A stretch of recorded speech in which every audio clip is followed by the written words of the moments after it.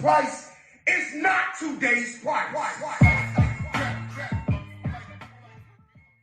All right, Matt. Rookie drafts are underway. Let's just kind of set the stage of where we're at in our rookie draft season here. So it's May 1st, and I've had probably 4 or 5 rookie drafts, or maybe 5 rookie drafts already go through. I've already had 2 or 3 finish. I'm in the middle of a few right now. Where are you at rookie draft season wise? Yeah, I think I'm in the middle of a few. I think I've had 4 or 5 finish completely. Couple leagues we all started and finished on the same day on Sunday. We're excited. A couple home leagues, that's kind of how it goes. But yeah, I'd say probably got 4 or 5 finished. So starting to get an idea where everybody goes in each round. Just kind of talking home leagues really quick. So I've got several home leagues, and a few of those we do in person. And let me just say, the in-person rookie draft is absolutely electric. We usually go to a friend of ours has a bar that he kind of keeps just open just for us. So we'll go there and we'll just spend the entire day untimed picks, making trades. It's a great time. So the in-person rookie draft, if you ever get a chance to do that, gotta make it happen. Oh yeah, definitely. Early in drafts, you're seeing Caleb Williams and Marvin Harrison Jr. It's like those are like the clear 101 or 102. I see a lot of people on Twitter and in leagues that are having Harrison Jr. go first, and I have not seen that one time in any of my leagues yet. Yeah, I saw our pod quoted a tweet from Scott Barrett, which was just totally wild to me, where he said 5 of his 7 drafts, Marvin has gone first, and I definitely have not seen that at all. Every draft I'm in, actually, Caleb has gone 1, Marvin has gone 2. There has been 0 variation to that so far from what I've seen. And yeah, I expect to continue seeing that. And I've actually only seen Caleb Williams get traded once. And actually he was selected at the 101. And then a few hours later, 102 was still on the clock, and he got traded for the 105, the 112, and like a mid-second. Yeah, the 205, yep. The 205, yeah, it's a league that we're in together. So that's the only time I've seen Caleb Williams even get traded. I can't recall if I've seen Marvin Harrison Jr. get traded yet, but I've had one league where I've had the 102 so far. I've got several 102s, but I've had one league so far with the 102, and I just took Marvin Harrison Jr. I didn't really exercise the trade market much there.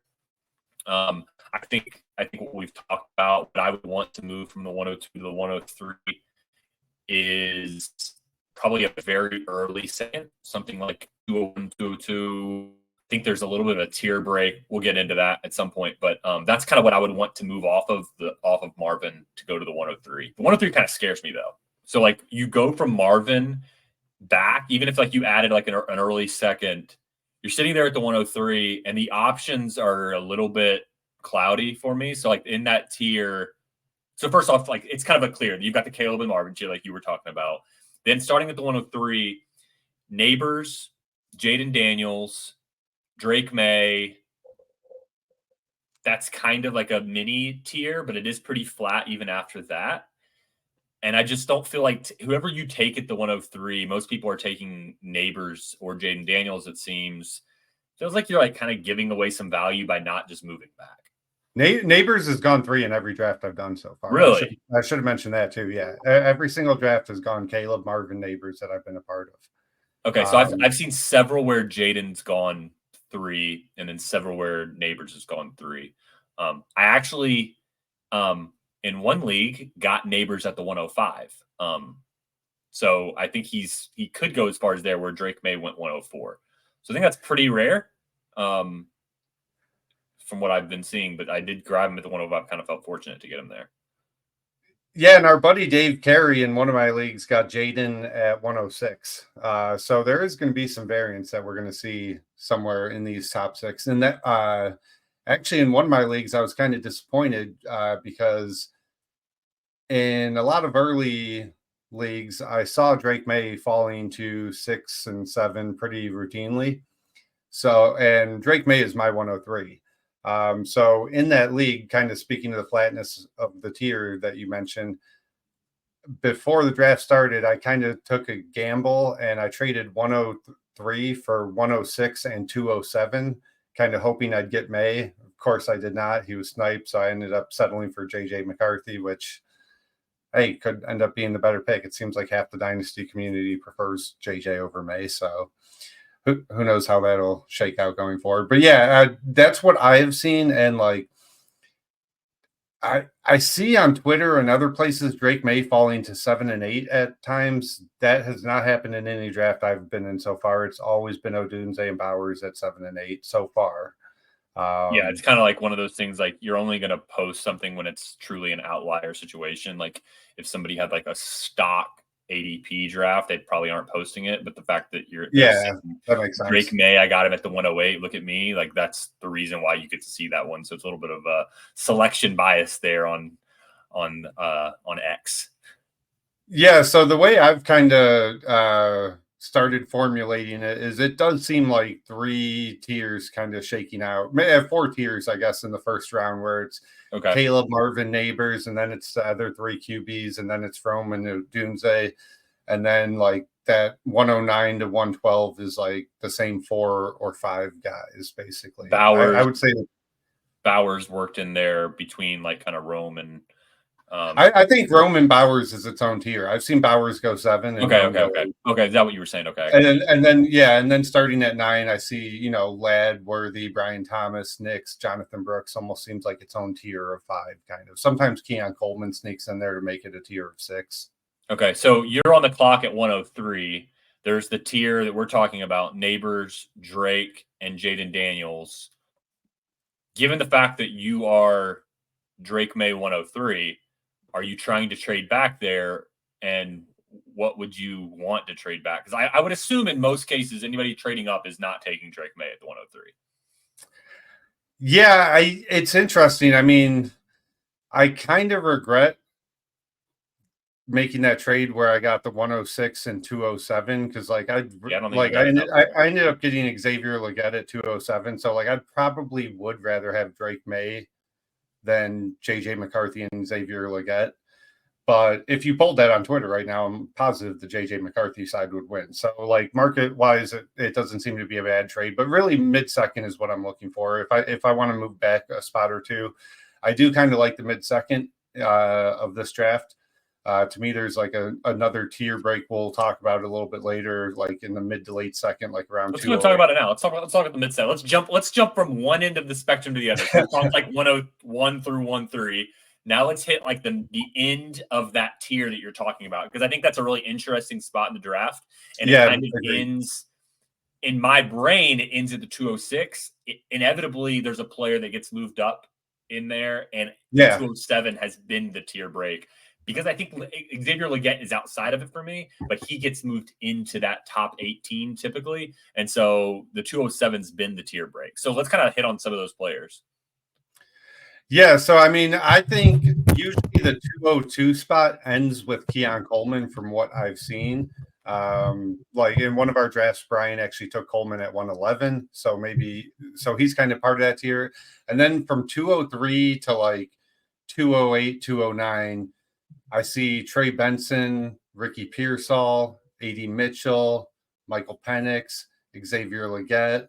Then you kind of see some other names jumping in there, like Jalen Polk in some drafts, Jermaine Burton in some drafts, Blake Corum in some drafts, Javon Baker. Maybe if someone's really high on Marshawn Lloyd, he'll hit the end of that tier. But I do think that 203 to 208 spot is very interesting in this year's draft, because it does seem like there is no type of real consensus on the order of how that middle of the second shakes out. Yeah, and so when you get to – so I'm pulling up Dynasty Data Lab right now. I mean, to me, that's kind of like the marquee place to be. If you're looking for ADP, Data Lab has everything going on in sleepers. So right now, you mentioned the tier that kind of ends around the 206. And kind of working backwards here at the 206 is Adonai Mitchell, 205 Ricky Pearsall, 204 Michael Penix, 203 Trey Benson. And then I would also include Keon Coleman, who's going at the 202. To me, that is one big tier of players from the 202 to the 206. literally, I think you mentioned it. I was too busy knocking my mic off my computer to hear you. But I would imagine that any player that goes in that order, I'm perfectly okay with it. My preference, if I was kind of sitting on the 202, I would take Michael Penix, but I would be very happy to trade back and get any of these guys. I think the best value I've gotten is Pearsall. I got him around the 208 one time. But I've also sat at the 208 one time, and I missed on all of these guys, and I got stuck with Jalen Polk, which I think is kind of like a consolation for this tier. Jalen Polk, to me, kind of breaks up this tier and the next tier. I guess him and Xavier Legette. More times than not, though, I've been seeing Xavier Legette go inside the top 18, so it becomes through the 207.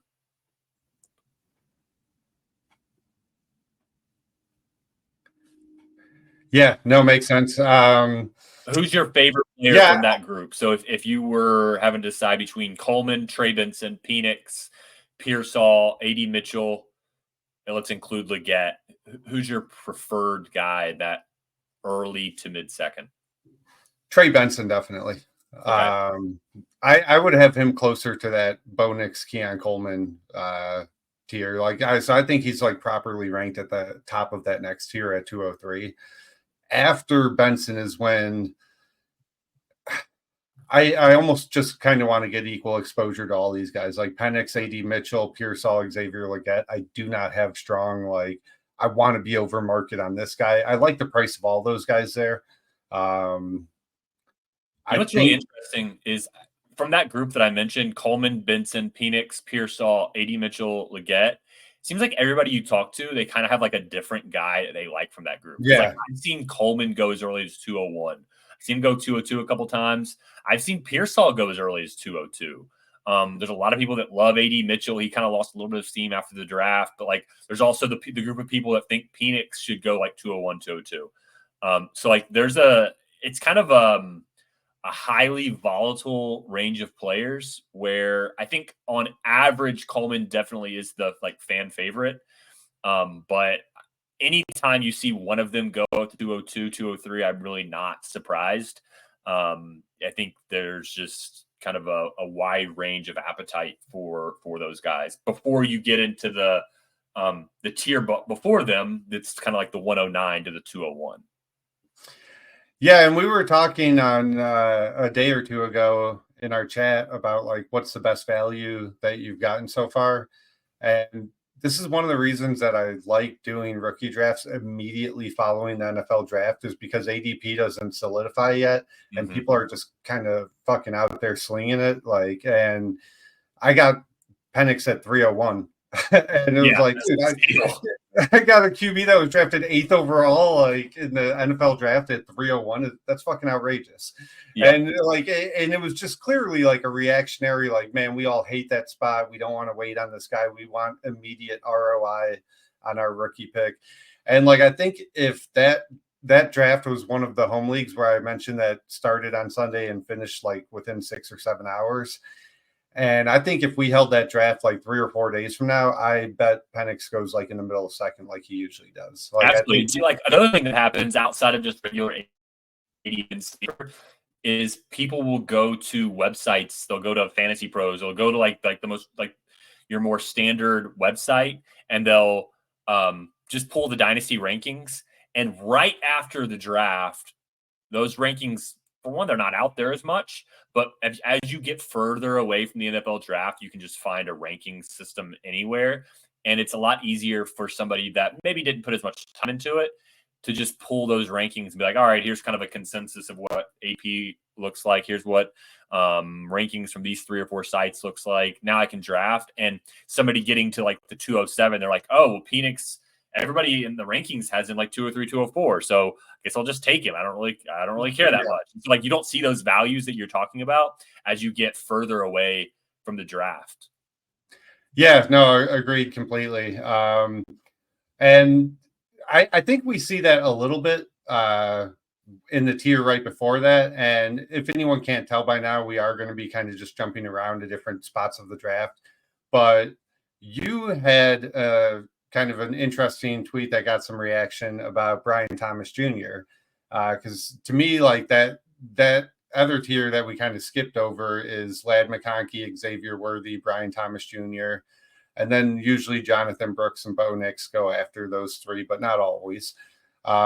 You're a little bit down on Brian Thomas within that tier, right? You'd have him down to that tier. So anytime you get more comments than likes on your tweet, it probably means you said something somewhat controversial. Yeah. And I don't know that I was trying to be controversial. I was trying to tweet something just as like a thought, and it kind of got out of hand a bit. But anyway, so what I tweeted was the way I envisioned Brian Thomas. I don't remember the tweet exactly, but basically I said that Brian Thomas, I could envision him getting lost in the shuffle in Jacksonville. And I was kind of out on him at his cost. So his current cost is going about the 110 right now, right after Xavier Worthy. You mentioned before Lad McConkey, before Jonathan Brooks, and before Bo Nix. I'm great with him being in this tier. I would just have him at the end of the tier. I'd have him at the 201. Brian Thomas Jr. versus Keon Coleman. Give me Brian Thomas all day. Versus Penix, Adonai Mitchell, Leggett. Brian Thomas all day, no question. I would get to the 201, smash Brian Thomas. I wouldn't even really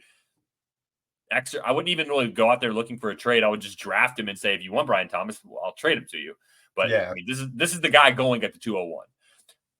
My issue with Brian Thomas isn't necessarily I got a lot of pushback that what shuffle is he to get lost into? Like all they have is Christian Kirk and Gabe Davis and they have Evan Ingram and Travis Etienne. Yeah, how's he going to get lost in that shuffle? Those guys aren't all. Well, I mean, how do you get lost in that shuffle? Well, Evan Ingram had a 24% target share last year with Calvin Ridley on the team. Christian Kirk had over a 20% target share. The running back room combined for like a 15%. There's just, I mean, do I think Brian Thomas is probably the most talented out of that whole group? Yeah, I do. But I think you can get easily lost in the shuffle at like a 16, 17, 18% target share, especially when you consider his archetype. His archetype is the run deep and slants, maybe some digs, but he's not like going to be a zone beater like a Christian Kirk. I'm envisioning him kind of in the George Pickens mold, where he's going to make some awesome plays and he's going to get people really excited. I maybe would like him a little more in like a half PPR or like a point per first down league. But as far as a PPR league where we need guys to get 60, we need like 70, 80 catches, 90 catches, I just don't envision him being that type of guy. I envision him being probably a little better for real NFL football than he is for fantasy. And his archetype just kind of scares me a bit. I think he could be, he could run a lot of wind sprints this year. The benefit to him, Trevor Lawrence does love throwing downfield. So like if he were going to a guy, like I'm looking at the draft board right now and I see Bo Nix, if his quarterback was going to be Bo Nix, who's the check down specialist, I would definitely have a problem. But, you know, I think Trevor Lawrence will take some shots and Brian Thomas is going to have some big games. I think that it's just not going to be the type of fantasy stud that I'd be looking for that I think McConkey and Worthy could be. But like I said at the beginning, same tier. I just think he could get lost in the shuffle a little bit in Jacksonville. And people are acting like this is like some insanely good landing spot. And I'm kind of meh on it.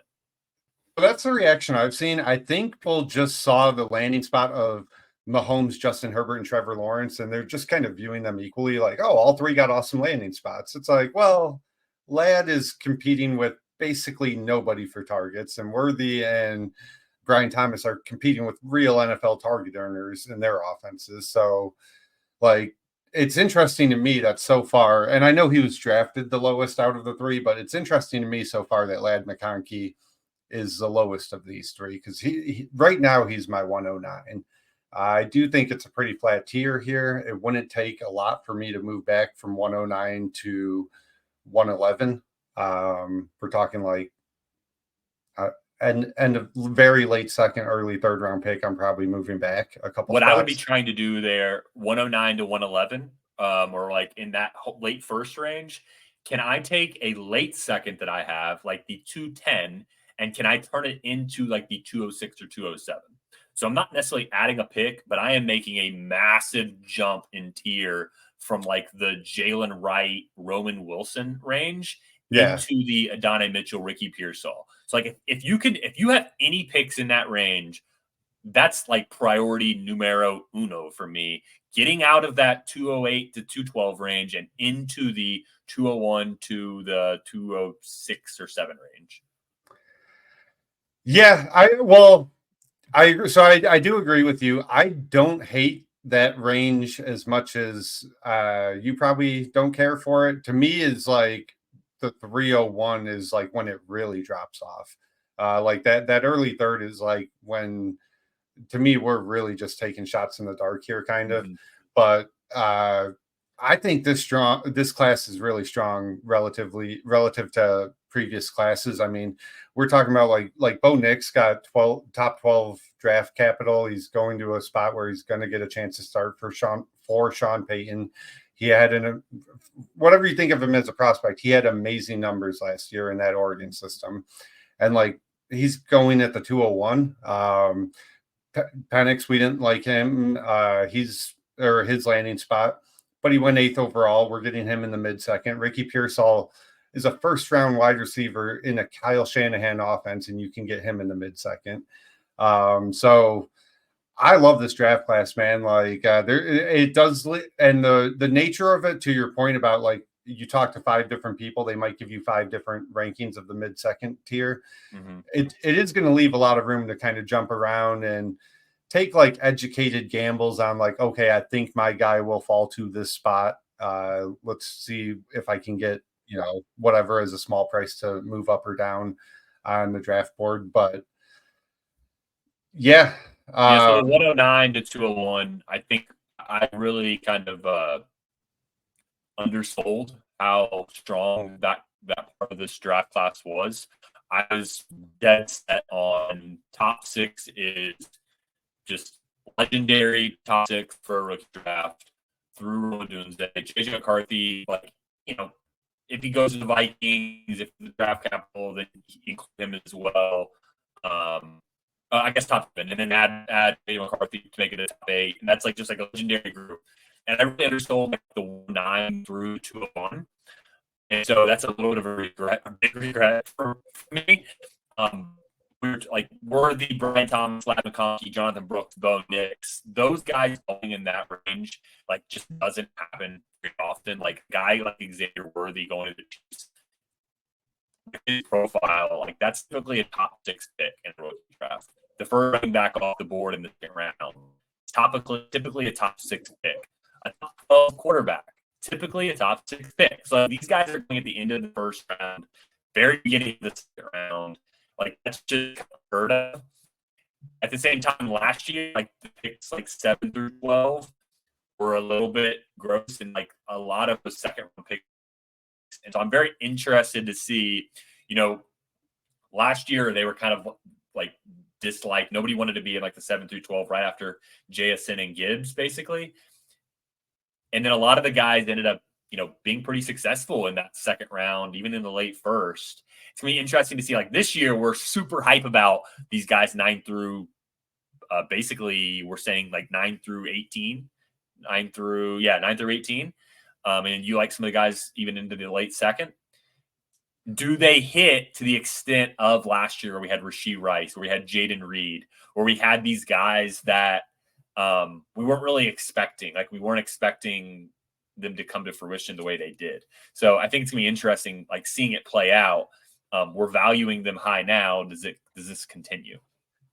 Well, and it's the reason I'm especially curious to see how this rookie class plays out is I do think this rookie class has the potential to change the way that we view rookie prospects in Dynasty, because over the last year or two, Jacob Sanderson and other people have talked about this. The analytics community has made a lot of headway in terms of influencing how the average person ranks and views Dynasty prospects. And I would say breakout age, yards per route run, things like that are pretty heavily baked into prices nowadays, whereas 2 or 3 years ago, that was not the case. And one thing we've kind of talked about leading up to the NFL draft on some of our rookie episodes is the fact that there's a pretty big divide on this class, that the film community, they might disagree on specific players, but the film community generally considers this a very deep, very talented wide receiver class. And the analytics community is like, there's only 3 good ones. Like, I don't know what you guys are even excited about. So guys like, Ladd McConkey, Xavier Worthy, Brian Thomas with the late breakout, Adonai Mitchell, who just did not produce really, but like film guys love him. Yeah, Ricky Pearsall, who just didn't really do shit in college, but like again, film people love him. He ended up going first round. So I'm just curious to see how that all shakes out. And like if we see Mitchell and Pearsall, let's say, have great careers, great rookie seasons, I wonder how many people kind of go back to the drawing board, and it's going to be like the Puka thing where it's like, what did we miss? Like, and try and maybe backfit, not necessarily correct ideas on what made or broke a prospect, but that's the thing I'm going to be kind of interested in seeing how all this plays out. Yeah, you make a good point. Like you mentioned Pearsall. I think 3-4 years ago, Pearsall's the type of guy that is going probably towards the late first. Yeah. And now it's going like 205. It's because of that production profile, which is not very good. And there's a lot of draft where I'm seeing him go in that 208, 209 range. And that's where I'm like, whoa, okay. I don't like the profile of Pearsall. Like, I don't think he's produced to what I want my first round wide receiver to go. He went in the first round. I'm not taking him after guys like Adonai Mitchell or people like Franklin who went 4th round at him. Like I'm not taking him. I'm not taking like Blake Corum. I'm taking the first round wide receiver ahead of all these guys. Like I want him towards like 203, 204. I'm like thrilled to click the button there, but that's where I would have him. Like ultimately, I want to try to like kind of play the board a little bit and get values because that's kind of the name of the game. Like I want to draft him like the 207, 208 range. But when people are pushing guys back too much because of the profile, then now we've got values on the other end because draft capital is kind of the first signal. Like we need to respect the draft capital. He went in the first round. Now probably part of that with Pearsall is the landing spot and the fact that the 49ers still have Ayuk and Debo on that roster. If they get traded, he maybe flies up the board a little bit. So he's a guy. Yeah, I think he flies into that late 1 tier. If Debo was traded today, I think you see Pearsall go like around Brian Thomas, like or right after him, like right after the Brian Thomas, Ladd McConkey. I think he would pass Keon Coleman. That would be my guess. I'm not sure. I mean, well, with that said, Pearsall then is a awesome guy to get on a rebuild team. Like if you want to, if you're just, I mean, you're a contender. You can be a contender and you're like, I don't really need any of these guys. Who do I take? Maybe Leggett, he's old. Maybe he'll produce this year. So just take Pearsall and take the value. Like he's going to gain in value. No matter what he does this year, the moment that they trade Debo or Ayuk, he will grow in value the next day, that day probably. So yeah, I think it's a really good bet to make because you don't have to have a lot of production. You just need to see a trade. Yeah, especially if you're not planning on contending or competing this year. Yeah. Like if you can just double tap Pearsall and Penix in the mid-second, man, absolutely. Like that's such a nice get for like the future years. And kind of speaking of the draft capital thing, going back to the point we just made about some of the values that are there drafting right after the NFL draft. Jacob and I are in a league where on Sunday the draft started, our rookie draft started. And at 112, someone took Troy Franklin 1 spot ahead of Bo Nix. And it's like, man, like, and that always makes me laugh so damn much when like, it's almost like a petulant reaction where you're just like refusing to believe what the NFL just told you. It's like, dude, I know you liked Franklin. The NFL just told you everybody passed on this guy for the first 100 picks. I mean, that should tell you something. You like him more than the NFL does. You like him more than his own team does. And like, and I think that's still a little bit baked into Troy Franklin's ADP. Like I see on Dynasty Data Lab, Troy Franklin is one spot ahead of Jalen Polk. Yep. And like one of the big like Twitter debates, or not debates, but one of the things that people were asked the Patriots wide receiver to get, Polk or Javon Baker. A lot of people like Javon Baker's profile more pre-draft, so they're just sticking with Baker. And it's like, maybe that works out, but man, the Patriots told you who they greatly prefer, not even just prefer. They took like some offensive lineman from Yale or New Hampshire or some shit before they even took Baker. So they were fine missing out on Baker. Polk was the guy that they really wanted to go get in the early second round. So to me, Polk is like still a little bit undervalued. He's one of those guys I was kind of saying at the end of the second, I do kind of like him just based on the draft capital and the depth chart and the opportunity. Yeah, he's kind of the bridge gap to me between the tier from 206 to 207, Polk 208, and then he's the bridge to the next grouping. You could even lump him into that group. I wouldn't really have much heartburn over it. I would much rather have like Pearsall, Mitchell, Penix, Benson, Coleman. But if you kind of wanted to make your tiers a little bigger, I wouldn't have any issue with that. All right, so we talked 109 through the 201. We'll get to some of the maybe we'll get back into the first round. That's kind of the meat and potatoes of it. While you mentioned a couple third rounders, you mentioned Javon Baker earlier. You mentioned Jermaine Burton. I know you only got like 5 to 7 minutes left here. So let's like hit maybe like a couple of guys that we're targeting in the third round. Some guys are targeting in the fourth round. You mentioned it earlier. I think that this is probably one of the deepest classes as far as usable third or fourth rounders. Typically, the way I look at a rookie draft is once we get to the third round, get me out of here. Like, I don't want anything to do with these third rounders. I don't want to get anything to do with these fourth rounders. I want to trade my third rounder for a future third, because once I hit draft on a guy in the third round, like, he's mine. I'm stuck with him. I'm probably going to end up he's just going to burn a hole in my pocket, and I'm never going to be able to use him, because basically every year you have like 1 out of 12 hit rate out of these guys, maybe 2 out of 12 in the third round, like 1 out of 12 out of the fourth round, sometimes 0 out of 12. But you've been kind of beating the drum this year that the third and fourth round is going to be a lot better. I've been sticking to my guns saying no, and I kind of am here to say, you know what? I think you're kind of right. I think there's probably some usable pieces in the third and fourth round this year. Maybe I'm just excited because it's draft season. I don't know. But hit me with a couple of the guys in the third round where the guys that you're targeting. And maybe quickly, I'll run through some of the guys that are going in the third round based on Dynasty Data Lab ADP, and then you can kind of run through some of your guys. So 301, Ben Sinnott, Marshawn Lloyd, Jatavian Sanders, which, by the way, I don't know why he's going in the 303. That's terrible. Malachi Corley, 304, Jermaine Burton, 305, Javon Baker, Bucky Irving, Jalen McMillan, Ray Davis, Spencer Rattler, Brendan Rice, and Kamani Vidal? I have no idea how to pronounce that dude's name. I just found out who he was like 5 days ago. So, yeah. But he is a hot name now, though. Yeah, he is a hot name. So that's your list you're going on. Just to kind of give an idea of who we missed out on.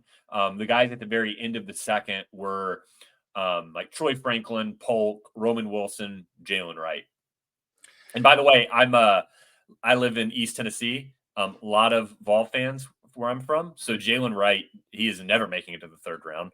All VFLers are jumping in like the mid-second for Jalen Wright. Anyways, hit us with your third rounders. So a couple of the running backs that I like here, Marshawn Lloyd. This guy got day 2 cap, and this is, I swear to God, this is not even a Packers thing. Marshawn Lloyd got drafted day 2. One of the best offensive play callers in the NFL is going to be his coach. Josh Jacobs has no long-term security on his contract after this year. And one of the things that Matt LaFleur said in his post-draft press conference, he was asked about Marshawn Lloyd. The very first thing he answered with was that he liked how he liked his pass catching skill set, and he can envision him being a big part of their pass game. And that's, something that you really want to hear. For a running back, you don't really necessarily want the 1 and 2 down grinding running backs.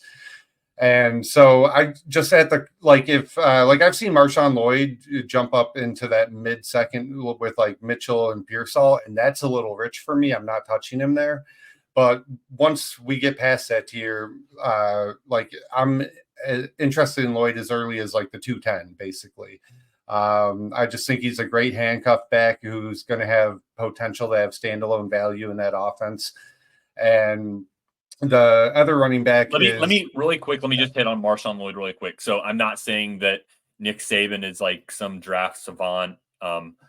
I don't totally really care what he has to say about the players, but at the same time, and also, by the way, he was brutal on the telecast the other night. I had to change it from that one, but I did just happen to see a clip of when Marshawn Lloyd get drafted, and I think Saban said that Marshawn Lloyd was his favorite running back from the class. So like that's kind of like an interesting data point. I think Saban does have some knowledge of what he's doing. The other data point that I've got, by the way, I took Marshawn Lloyd one time, like in the mid third. I thought it was like pretty awesome. Yeah, value. that's awesome. I think it was 304. So I thought, but still really good value. I think he's going 302 right now. The other data point that I've got that is concerning. So this would be kind of the con of your push for Lloyd.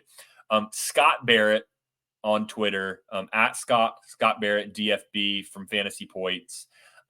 He said that Marshawn Lloyd in college in man/gap concepts, he was 7.1 yards per carry, 90 PFF grade. So awesome. Against zone concepts, he was 4.1 yards per carry, which was the worst in the class, 70 PFF grade, worst in the class. And then he also said Green Bay has had one of the top 12 most zone-heavy rushing schemes in each of the last 3 seasons. So maybe a little bit of concern from a schematic standpoint. Maybe he can correct it. Maybe not. I don't know. I still love the player. I love the fit. Not the fit, but I love the fact that the Packers run game is good. They use multiple guys. I think he's going to get worked into the fold. Dillon's terrible. AJ Dillon's terrible. So maybe it's not great from a zone run concept. Maybe they get him out there in man opportunities, but yeah, I think Marshawn Lloyd's a good player. I think that 302 for a day 2 running back is pretty awesome value.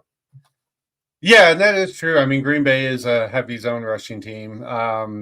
But yeah, to me, I kind of trust the Green Bay coaching staff enough to get around that. Like if Urban Meyer was the coach of the Packers, I wouldn't have as much faith, or Nathaniel Hackett or something. The other guy that I really like in that mid to late third that I've actually got one share of so far, that the 403 even, is Ray Davis on the Buffalo Bills. Now, I was just kind of saying you usually want to get like a pass catching running back. You usually don't want just the first and second down bruising guy. But to me, there is an opportunity for Ray Davis to fill an immediate role in Buffalo where we saw James Cook do, a lot of big time plays, but we also saw James Cook struggle at the goal line. Now, Josh Allen's going to take a lot of those carries anyway. So I don't see like an immediate path for Ray Davis to be like a top 24 running back in his rookie year, barring a James Cook injury. But I do see a role where he's gets a lot of that early down work and he kind of establishes some value, and to the point where people start thinking of him as either a complimentary guy or a high enough value handcuff where he starts to bleed into that like mid to late second value. So to me, he's a guy that could see like an immediate value boost, where right now you can draft him in the late third, and at the very minimum by like September, probably flip him for a couple thirds. If not, just hold out and see if you can get more, like a second, etc. So I like Ray Davis from the potential of a value jump. And then the other guy is Javon Baker, who we kind of talked about. Like, do not take Baker over Jalen Polk or somebody, or like, Ricky Pearsall or something stupid like that. But if I can get Javon Baker in the middle of the third round and he has a potential to be Drake May's number 1 target, yeah, that's a price I'm very interested in. What are the values that you like in this round? So one call out here, when you go 301 through the 305, which was Sanat, Lloyd, Jatavian Sanders, Malachi Corley, Jermaine Burton. There's a massive tier break, like 5 picks of average pick value between Jermaine Burton at the 305 and Javon Baker at the 306. So I thought that was a little bit interesting that's a massive gap. Like most of these are like 1 or 2 spot difference. So that seems to be a tier break. So getting into that kind of top 5 of the third round seems to be interesting. I think Javon Baker's a good one. That's probably one that I would list. My issue with him is that most of the drafts that I'm in, he's going more towards the early second, and that's pushing back some guys like Marshawn Lloyd and Jermaine Burton. That's what we hope to see. Yeah, exactly. I'm going to cheat here, but Spencer Rattler, he's going to 310. I've gotten him in the 4th already. I've seen him go in the mid to late 4th a couple times. That might be because his ADP is so far down in sleeper.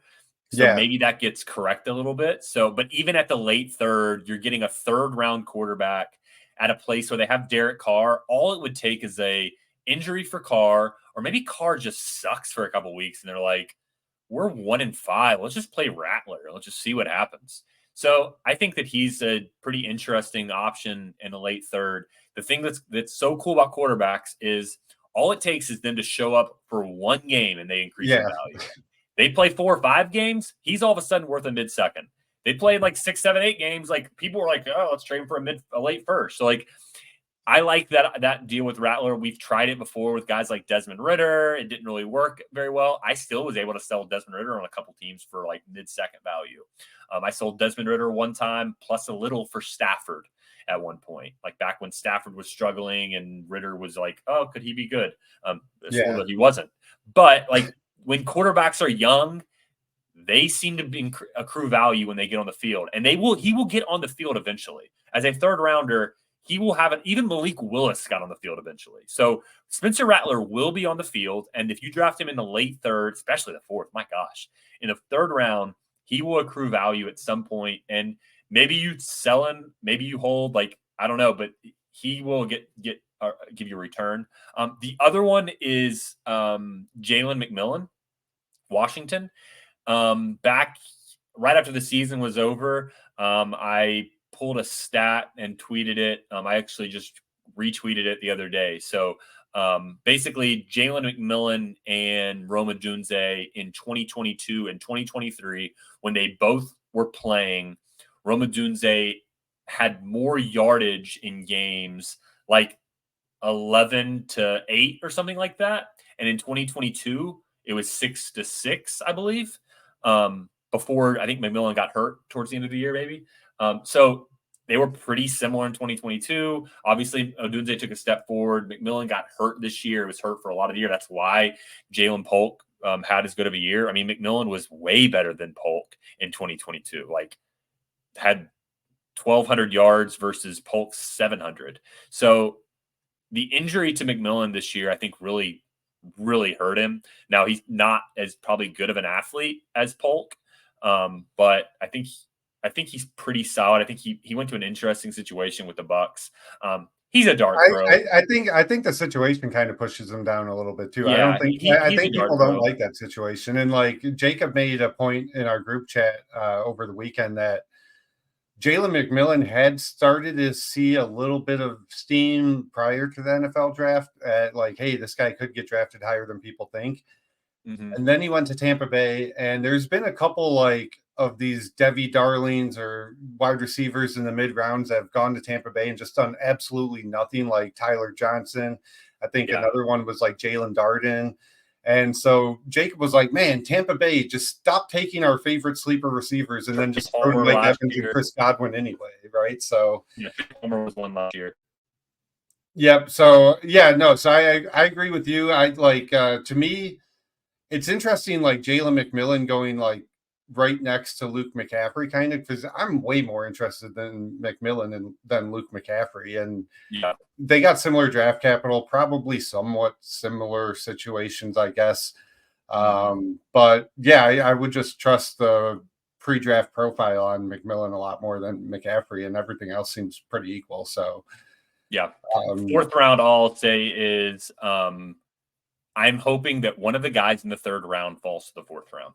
Is that a cheat? I mean, No, because I was going to say, like, the That fourth happens. round is where it gets pretty ugly. Like, Yeah, there's nothing going on in the fourth, but in the third round, like your Ray Davis or your Spencer Rattler or one of these guys just falls to the 404 or the four. Like I got Rattler at the 409.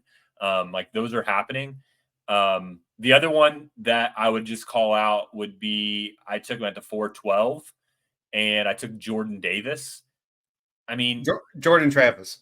sorry, Yeah. Jordan Travis. I took Jordan Yeah. Travis from for the Jets out of Florida State. I mean, we're talking Yeah, fourth why round not? guys here, so I mean, there's not much to do. But I mean, who knows? Maybe they don't have a succession plan to Rodgers, and he gets at least a shot to go out there one day. Yeah, and the other running backs that go in the fourth do kind of interest me. Like not Braylon Allen so much, even though he got probably the best draft capital, I think, of these guys. I'm not that interested in him, but like Will Shipley kind of interests me just because of his, again, pass catching skill set and the fact that Saquon has been known to get banged up in the past. If he gets banged up, I can see Shipley having an immediate role. Tyrone Tracy on the Giants is an interesting guy that people kind of like and has a pathway to opportunity at least there. So like Shipley, Tracy, I don't really know what to make of the freaky athlete guy on the 49ers, Isaac Guerrero. I'm just taking a stab at this guy's name. I've never seen him play outside of a couple of highlights, but like, Louisville. Yeah, you can do worse than drafting like a freak athlete running back as a Kyle Shanahan system in the mid fourth. I mean, it's hard to complain about that. And then the other sleeper that people do like in the fourth round, I don't really have much of an opinion on, is Malik Washington. People love that landing spot. The little fast guy that goes to the Dolphins. They figure McDaniel's going to find a way to use him. So, yeah, I would. You mentioned Garindo. I kind of like that one. I mean, just expect Elijah Mitchell when his rookie contract is up. They say sayonara Elijah Mitchell. And then you've got like a backfield of like Jordan Mason and Garindo. And, there'll be a game that whether it's CMC or whoever the starter is out, and you'll get a running back that's, going to get 12 carries in the 49ers offense. And that's worth 10, 12 points. And so I'm going to slide him in there and start him if I had him. So yeah, I think that's a good one. I think guys like that, I love to pick off the wire too, because you can just get them for free at times. So, yeah, but those fourth rounders, that's a good list. So before I head on out of here, the last question I'll leave you with, based on how you've seen the drafts shape up so far, who do you think is going to be the rookie that you have the single most exposure to based on rookie drafts? So far, I've gotten to Pearsall because he's gone in like the 207, 208 range. I actually saw him go one time at the 304. And crazy. I wasn't paying attention because I didn't have any picks in the whole draft. Yeah. And I wasn't paying attention around like after the like 210 range. And I just happened to see go across my phone 304 Pearsall, and my heart stunk because I didn't trade in. But I think Pearsall is one that I think like he should be going closer to the 204 range, and he's going like 208 in some of my drafts. So he's one. Let's see. Bo Nix, I think, is probably another. So I really like the value of getting number 12 quarterback off the board at like 201, 202. I think my whole thing is I'm trying to take guys after their ADP, like, which sounds like, well, yeah, but don't take, like, if you love Drake May, my advice is like, I wouldn't take Drake May at the 103, 104. I love Drake May. I've been tweeting about Drake May all offseason, but I'm not taking him at the 103 or the 104. I want to take Drake May at the 106. Like, now, does that mean I don't want to take anybody at the 103 or the 104? Yeah, kind of. I don't really want to take anybody. So, like, I want to trade back in my perfect Todd world.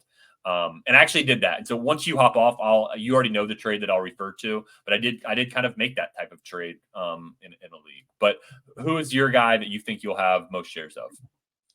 So I agree with you with Bo Nix, because I see him going at 201 more than any other single spot. And I do have several 201s this year that I have not traded away yet. So I do see myself getting a lot of Bo Nix. And then later on in the draft is a guy that I had already mentioned, Ray Davis. I already have 2 shares of him, the 310 and the 403. So anytime he falls after like 306, I'm looking to grab him. And if he continues falling to 310, let's say, I can see that being a guy that, like, we finished up rookie draft season. I'm like, holy shit, I'm at 60% Ray Davis. Like, I didn't even mean to do that. So yeah, that's who I'm seeing so far. Awesome. All right. Well, I'll let you hop out of here. All right. Take it easy, man. All right. So we're going to hit on the mid first. I'm also going to mention one trade that I've made that I think was kind of interesting. So at the 103, you've got Jaden Daniels or Malik Neighbors. So they're going like 103, 104. Then it's kind of another small tier from there with Drake May, Roma Dunze, JJ McCarthy, and Brock Bowers. And most drafts, they're going basically in any order. So if I was ordering them myself, I would order it Drake May, Brock Bowers, JJ McCarthy, Roma Dunze. And I actually found myself in that situation. So here's what happened. I had the 105 in a rookie draft, and somehow Malik Neighbors made it to me at the 105. I'm not seeing that a lot. Like we were talking about earlier, Malik Neighbors is going like the 103 or the 104. He fell to me at the 105. Good friend of the podcast, Jacob Sanderson, was sitting at the 106 and the 107. Jacob must have been really wanting me to pass on Neighbors, but I didn't. Took Neighbors at the 105. He's sitting on the clock at the 106, and he offers me the 106 and the 107 for Malik Neighbors, the 202 and the 207. So I accepted it. So now I'm sitting there with the 106 and the 107, and I traded away Neighbors, 202, 207. My team is kind of a fringe contender team. I'm young, but I think I can contend. It's a league that we started up this year. So I traded away Neighbors, and now I'm sitting on the clock at the 106 or the 107. And with the 106, I went ahead and took Bowers because I thought that Bowers is my 106. Like I wanted to go ahead and just take him because I knew for sure I wanted him.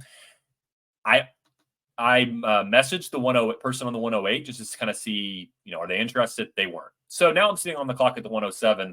And I don't know who to take between Roma Dunze and JJ McCarthy. My quarterback situation, I've already got Jordan Love, Deshaun Watson, Will Levis. I didn't really want to add another quarterback, so I was leaning Roma Dunze. Plus, Roma Dunze is going a little bit ahead of JJ McCarthy in ADP. So I thought, okay, I'm going to get a little bit of value here by taking a Dunze. Then the person at the 108 sends me a trade offer. So they offer me, I think it was like an early third to move up one spot. Wasn't really appealing to me. So what I countered back with was I give away the 107 and the 303, and I get the 108 and the 208. So I get to move up 5 or 6 spots, and they get to have their pick of who they take. I get to, move up a little bit from that 302 range to the 208. They take Roma Dunze, and I'll be honest, I was a little bit disappointed. I was kind of starting to lean towards Roma Dunze at that spot, but I settled with JJ McCarthy. I've been seeing JJ McCarthy go at like the 106 range in a lot of leagues, so I'm pretty happy with the fact that I got him at the 108. I was also able to move up to the 208, and in that spot at the 208, Pearsall and A.D. Mitchell went directly ahead of me, so I ended up just settling on Jalen Polk. We talked about that tier from 202 to the 206 or 7. And all the guys in that tier were gone. So I took that bridge gap guy, Polk, at the 208. I would prefer probably like just like a random 25-second to Polk. But at the same time, y'all have heard me plenty of times, like I'm really high on Drake May. I want to get in on Drake May. I haven't had the opportunity to draft him yet. But one way to get in on him is by getting guys like Jalen Polk, Javon Baker, even some of the guys that are still there, like Kendrick Bourne is still there. I think he had pretty good peripherals this past year and might have a decent chance to kind of recoup some value, maybe be a bench flex option if he's on your waiver wire. So in that 103 to 108 range, it's kind of two tiers. You've got Jaden Daniels, Malik Neighbors, then you've got Drake May, Rome Odunze, McCarthy, Bowers. If I'm sitting at the 105 or 106, I'm pretty happy to move back and add like a mid-second. I wouldn't want to move back directly from the 105 to the 108 just for a mid-second. But if it's like 105 to the 107 or 105 to 106, and I just add like the 210, sure, I would be game to do that. Now, that could mean that I do that at the expense of Drake May, who would be like kind of my clear front runner from that tier. But I'm trying to kind of diversify, and I'm trying to add value within the tier. So if nobody wants to do it, I'm happy just to take Drake May at the 105. I think that's pretty awesome value. I would expect him to accrue value between now and next year. Same with JJ McCarthy. And then Rome Odunze and Bowers. I think Bowers probably lost a little bit of value from his landing spot going to the Raiders. And Odunze probably gained a little bit of value being paired with Caleb Williams. Like that whole draft hype around the NFL draft, where they were kind of pairing them together, kind of ballooned the fact that it's probably no different than like going to just a good quarterback situation elsewhere. But the fact that people kind of view him as being paired for the next 12 years is something that kind of has ballooned his value a bit. Malik Neighbors, let's just talk really quick. Malik Neighbors versus Marvin Harrison Jr. and what the gap would be for me to have to move off of MHJ to Malik Neighbors. So Marvin Harrison Jr., 102. He's a clear-cut 102 to me. Like I would probably need, I mentioned this earlier, I would need like an early second to move back from the 102 to the 103 to take Neighbors. I would definitely have Neighbors ahead of Jaden Daniels. I mentioned this tier of Jaden Daniels and Malik Neighbors being tiered differently than that other tier. And really that's just due to market, not my own personal tier. It's fairly flat from me from 103 to the 108. Obviously, it's a little bit of a grade up, but I would have Drake May. I would rather take Drake May than Jaden Daniels gun to my head. So Malik Neighbors versus Marvin Harrison Jr. I would need an early second to move off of Marvin Harrison Jr. to go to Malik Neighbors. Really the only difference between these two to me is the name value. And I think that Marvin Harrison Jr.'s name value is going to give him a little bit more lenience on any sort of rookie year struggles than Malik Neighbors will. If both of these guys have your basic 1,000-yard rookie season, which isn't so basic, but in today's landscape, we kind of want more than like a 900, 1,000-yard rookie year. If both of them have a 1,000-yard season, I think Marvin Harrison Jr. pretty much holds value. I think Malik Neighbors probably falls from like wide receiver 8 to around wide receiver 12, while Marvin Harrison Jr. probably just hangs out around like wide receiver 5 or 6. So I've seen some people say like they're the same to me. Like they're interchangeable. If I just look at their prospect profile, if you took Marvin Harrison's name and turned him into Marvin Williams, shout out Marvin Williams for North Carolina Tar Heels national championship. If you just replaced him with Marvin Williams, I think that they are probably the same. And there probably isn't this tier gap that we have between the 102 and Malik Neighbors, but there is. And so I would need like an early second. I think that Marvin Harrison Jr. has a lot more insulation. I think he's fairly insulated like a quarterback would be. And so give me Marvin Harrison Jr. plus like 202, and I'd be okay moving back to Malik Neighbors. And then once I got back to the 103, I'm going to keep trying to move back. And I want to keep adding a second if I can.